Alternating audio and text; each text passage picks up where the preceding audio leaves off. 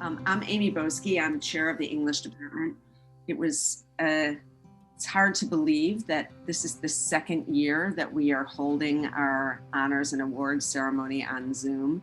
None of us knew a year ago what lay before us, and yet you have found ways to achieve, to excel, to push yourselves, to be original, to keep yourselves going, to be friends to each other.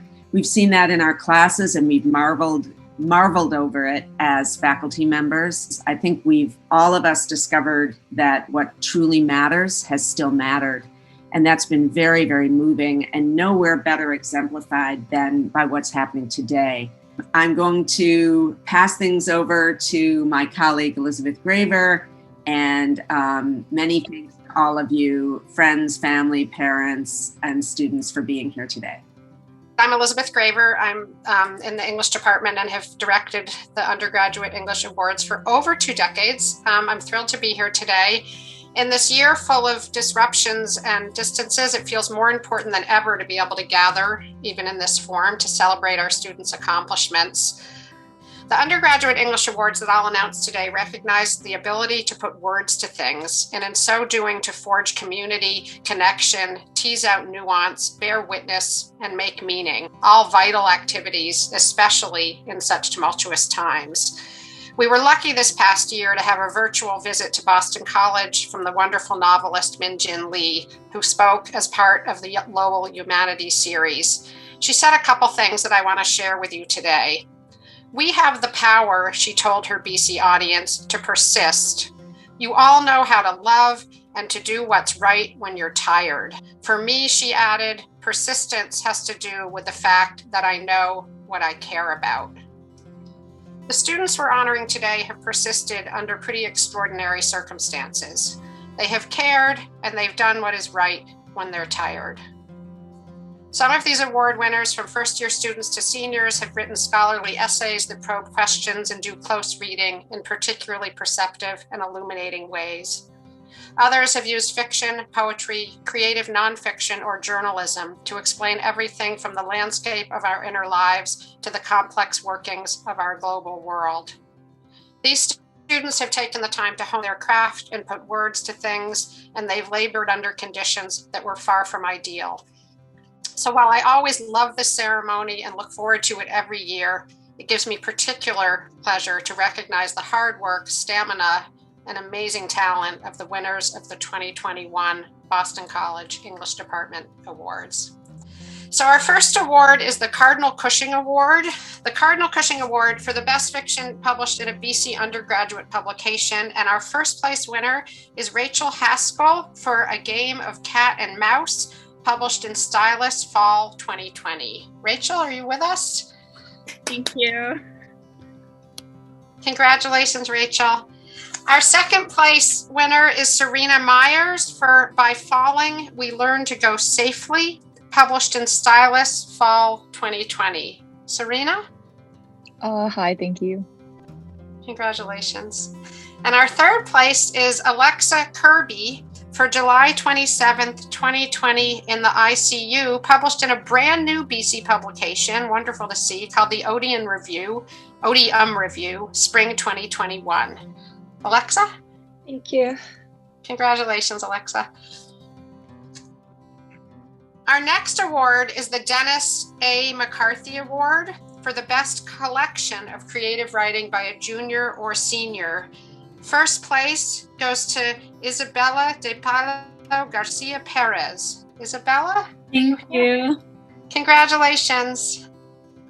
Second place goes to Gina Case. Hi, everyone. Thanks. Congratulations, Gina. And third place goes to Gabby Eshelman.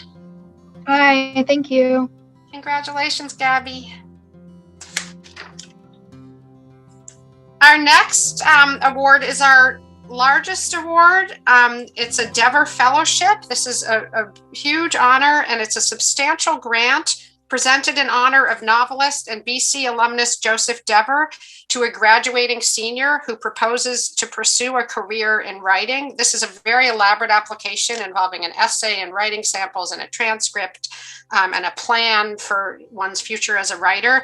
So the wonderful honoree this year for the Dever Fellowship, the recipient is Samuel Harmon, graduating senior. Thank you. Congratulations, Samuel.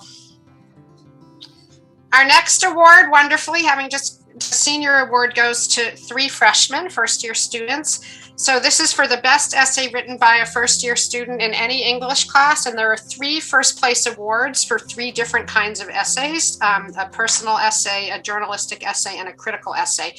Our first winner is Grace Hone, class of 24, for an essay called The Shades of Identity, The Use of Color in Moonlight, nominated by Nell Wasserstrom. Grace? Hi, thank you. Congratulations. Grace, I'm so pleased for you. Well done. Thanks, Nell. Our second winner, I think, is unable to be here today, but I'm just going to read her name anyway. So Mary Sarah Olson for Why is Kafala Unknown to Many Americans? I'm pretty sure she couldn't make it, but just in case, Mary Sarah Olson, are you here? And she's nominated by Allison Adair. Good job, Mary Sarah. She can't be here, but she wrote this essay last spring when everything was blowing up. So special thanks to her in absence. And our third Dever Freshman Prize winner is Ting Hao Duncan Wang for The Only Way of Doing Calligraphy, gorgeous title, nominated by Paula Matthew. Duncan? Hi, thank you. And is Paula here? Not only is Duncan a beautiful writer, but he's a multilingual writer. So he's winning this award in an English department, and English is not his first language. So I think that's an extra special shout out to him for that. Yeah, that's a big deal. Congratulations, Duncan. Our next award is another big one. It's called the William A. Keene Memorial Award, and it's to the graduating senior judged to be the outstanding English major. Huge honor. And this year's awardee for the Keene Award is Emma Farnham.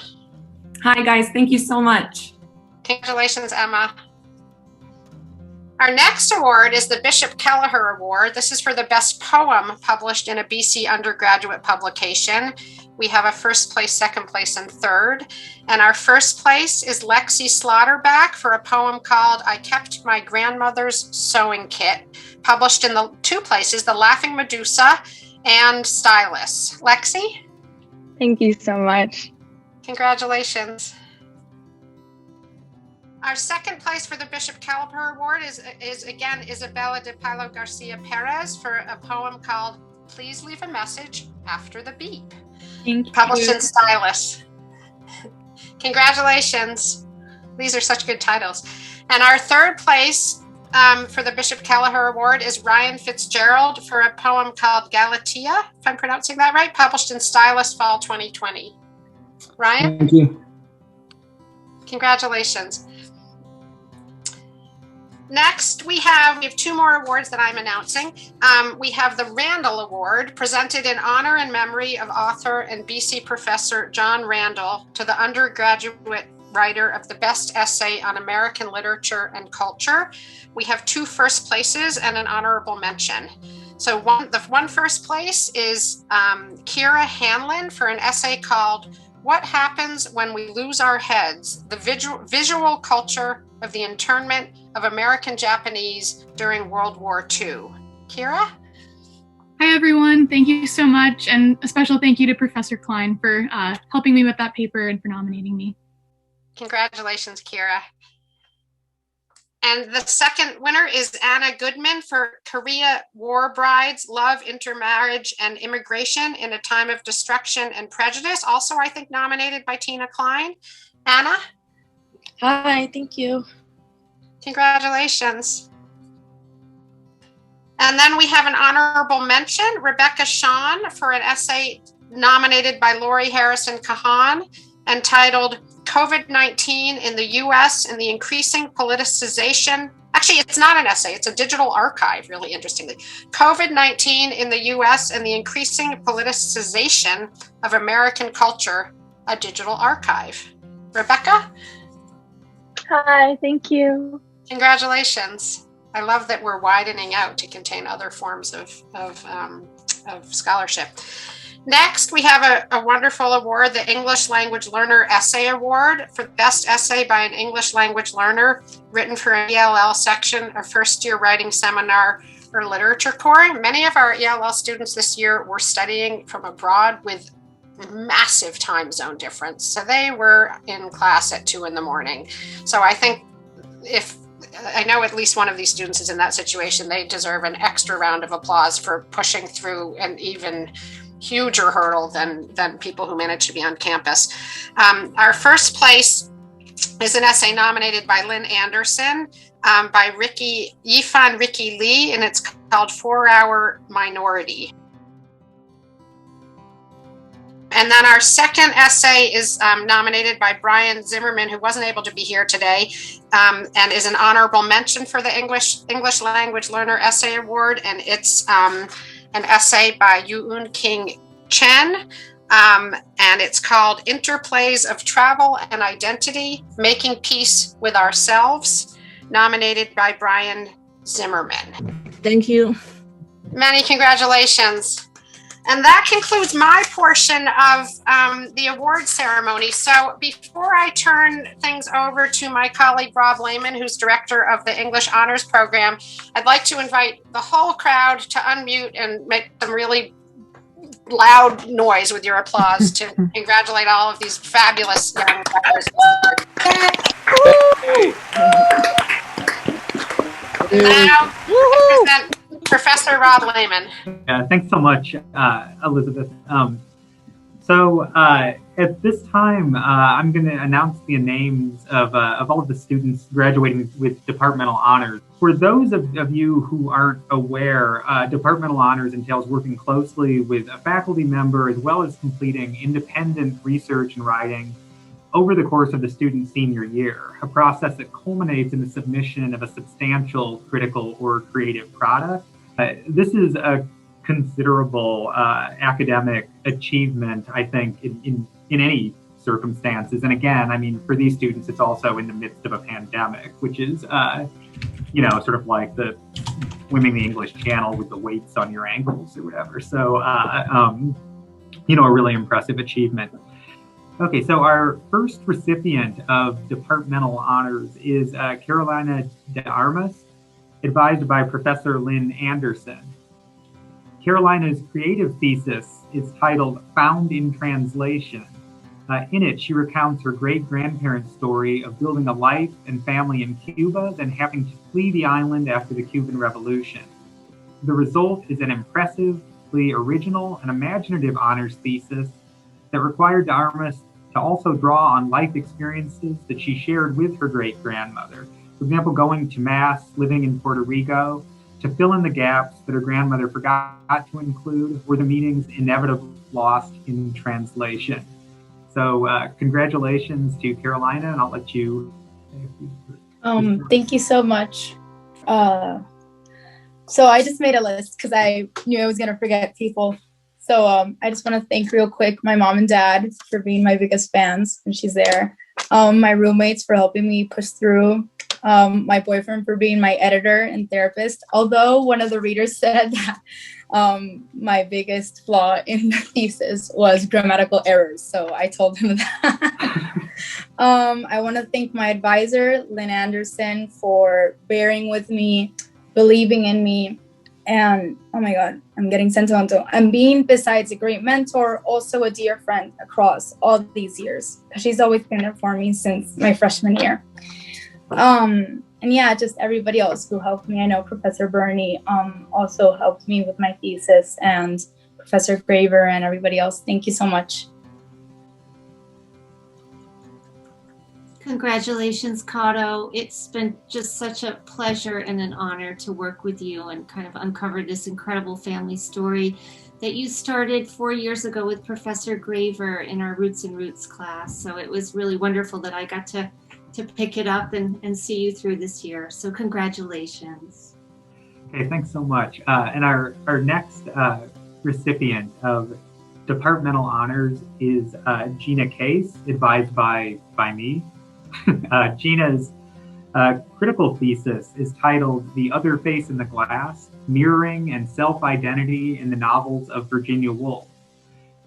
In this ambitious and perceptive thesis, she explores the fate of self-consciousness in the novels of Virginia Woolf under the generalized rubric of mirroring, focusing in her terms on Mrs. Brown's sense of Mrs. Brown.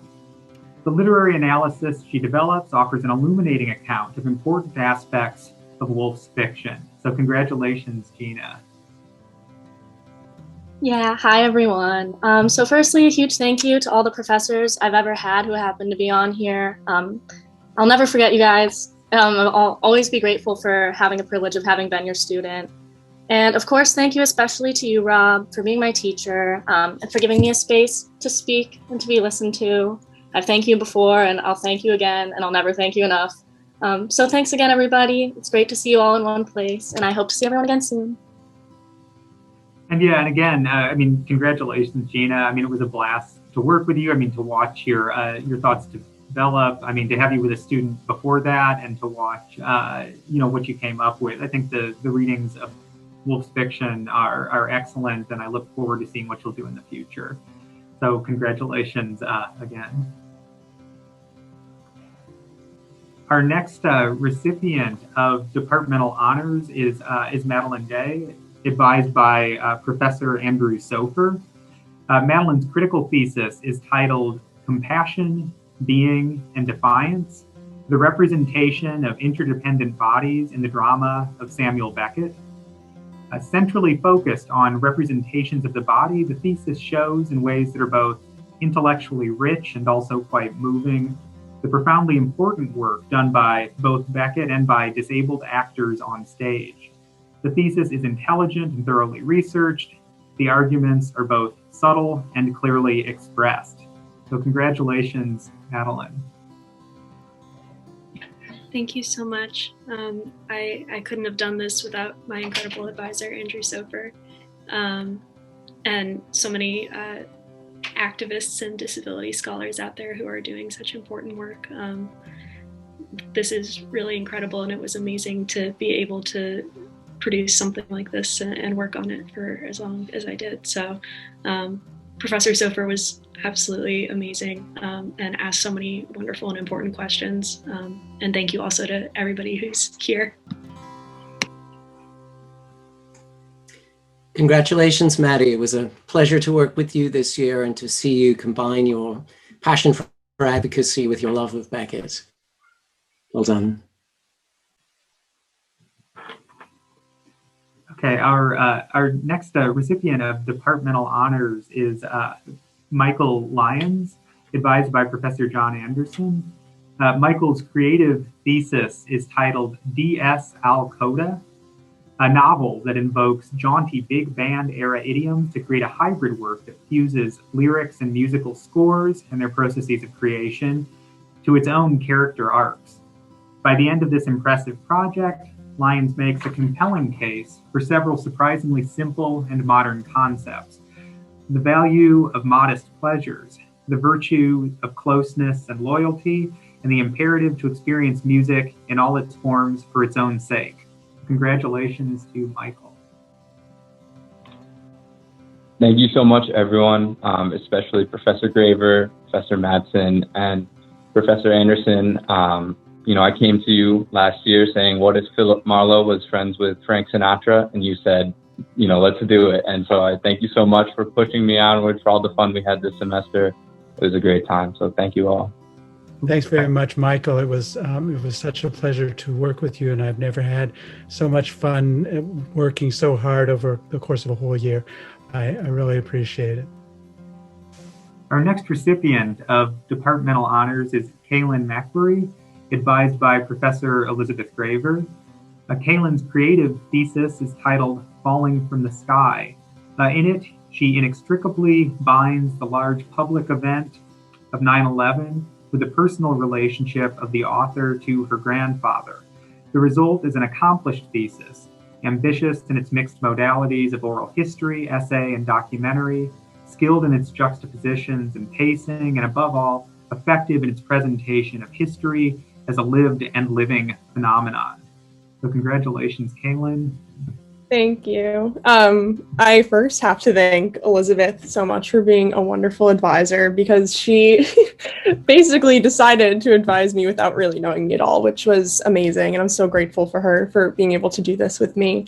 And obviously I need to thank all of my other professors who are here, who without them I wouldn't have written a thesis because I wouldn't have thought of writing one in the first place. And then also my family, and specifically my grandfather, who I'm so grateful for him for everything he's done. I wouldn't be at school without him, let alone writing a thesis about him. So just a big thanks to so many people who helped me write this. So yeah, thank you. Aileen, congratulations. It's been a huge pleasure. You're right, we've met once in person, although I'm taking you out to lunch this week.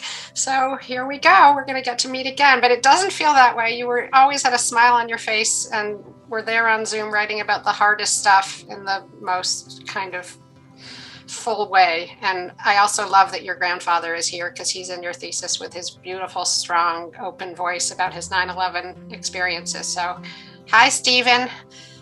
Want to meet you in person someday. I'm not going to call you out, but anyway, thanks, Caitlin. It was a pleasure. And our final recipient of departmental honors is Ashley Trotter, advised by Professor Chris Boucher.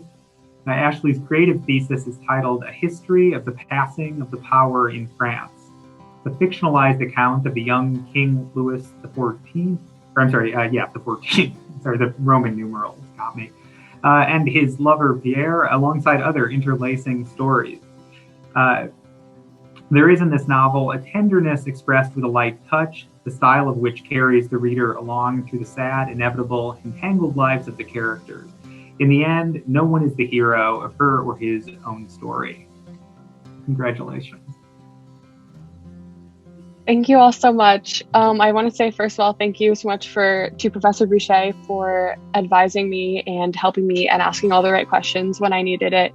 I wouldn't have been able to kind of get to the end without your guidance. And also thank you so much to all my professors I've had so far at BC. You guys have really led me to where I am now, to writing this thesis. And thank you to my friends, my roommates, and my parents as well for supporting the entire endeavor.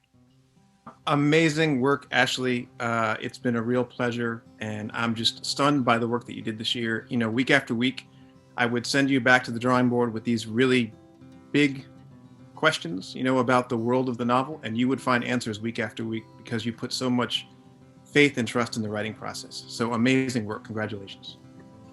Okay, thanks so much. And at this time, please, once again, feel free to unmute yourself and join me in congratulating all of the recipients of departmental honors. Hey.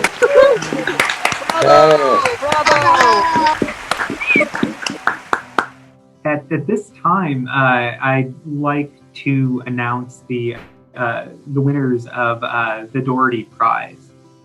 This award is named for our longtime colleague, Paul Doherty, and it honors an exemplary undergraduate honors thesis.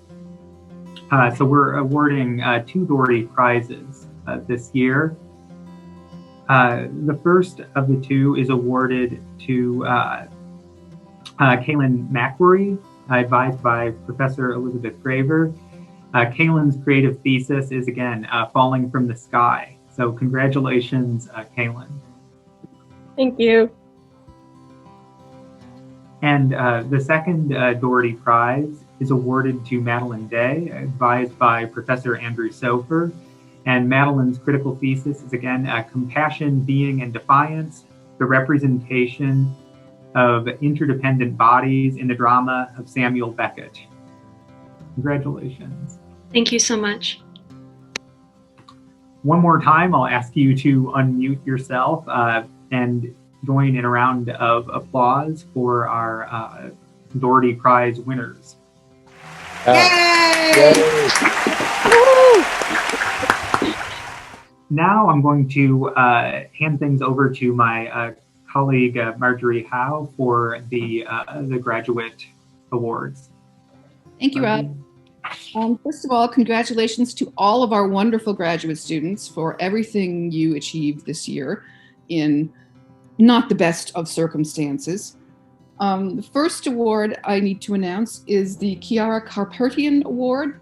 This goes to a graduate student to encourage and support graduate students who take intellectual and professional risks that extend the limits of their interests. And this year's winner is Kelsey Norwood. Congratulations, Kelsey. Thank you. Next, we have the Von Hendy Awards for graduate writing. One goes to an MA student and one goes to a PhD student. And the MA award goes to Ev Stefanikos for her essay entitled An Unrooted Nation, How Ghost Estates Altered Self, Place, and Identity in Post-Crash Ireland. So congratulations, Ev.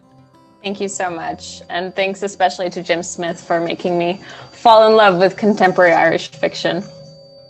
The award for a PhD student goes to Jocelyn Rice for her essay entitled The Radical History of the Octagon. Congratulations, Jocelyn. Thank you so much. And now I will turn it over to Paula Matthew to announce the winners of the Donald White Teaching Award. Hi, everyone.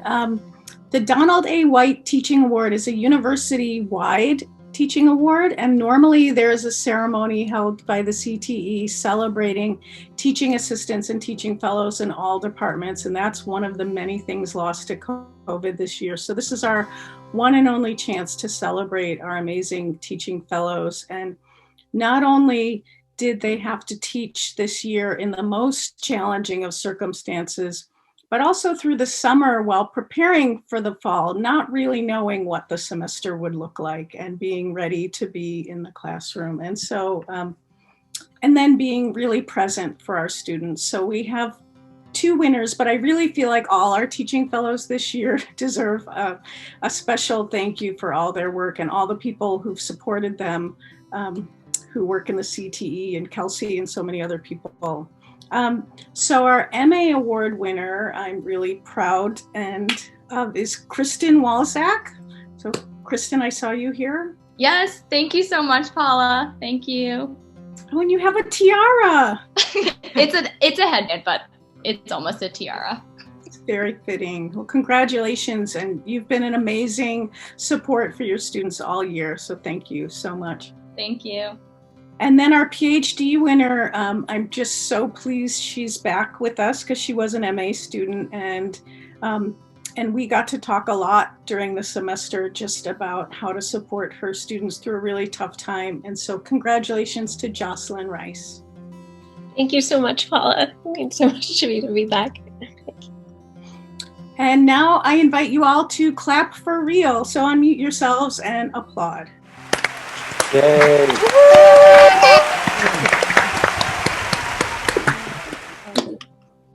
We have one last final award, which is, actually it's a new award. It's the Chair's Distinguished Service Award. And this year it goes to Julia Woodward in recognition of extraordinary service of the department in helping to administer the undergraduate awards and organize this celebration. So please join me, you can unmute, join me in acknowledging Julia Woodward for all this work. Thanks very much. I especially want to thank Elizabeth. It's been so fun doing this work with you the last couple of years that I'll miss doing it with you next year. Me too, but thank God you're going to help make the transition go smoothly. Thank you. You've been fantastic. So I just want to say a few words in closing before we take a break. It's just been on my mind to think about the kind of moments of leave taking, because we are marking quite a few of those this year, and also of continuity. And to all of the students who we have acknowledged today, I hope you know how you remain very much on our minds, how much we continue to look with pride at your achievements as you step out into different roles. We hope you'll be back in all kinds of ways to stay part of this community. It's extraordinarily important to us, and we are so proud of what you've accomplished. We're also so excited to see what you do next. So everyone, please join me again in one huge rousing round of applause for everybody here. Yay. Congratulations, everybody.